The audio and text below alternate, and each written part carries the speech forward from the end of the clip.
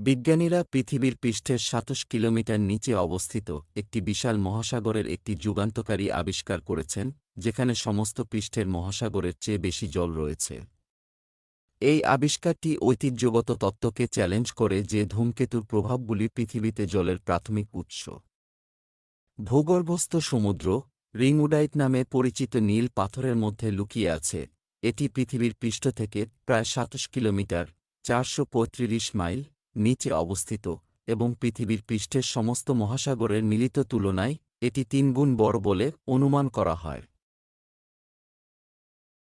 Northwestern ইউনিভার্সিটির গবেষকরা এই আবিষ্কারটি করেছিলেন, যারা ভূমিকম্প নিয়ে গবেষণা করছিলেন এবং আবিষ্কার করেছিলেন যে সিসমোমিটারগুলি পৃথিবীর পৃষ্ঠের নিচে শকওয়েভ বাছাই করছে। এটি থেকে তারা রিংউডাইট নামে পরিচিত পাথরে জল ধরে রাখা হয়েছিল তা প্রতিষ্ঠা করতে সক্ষম হয়েছিল।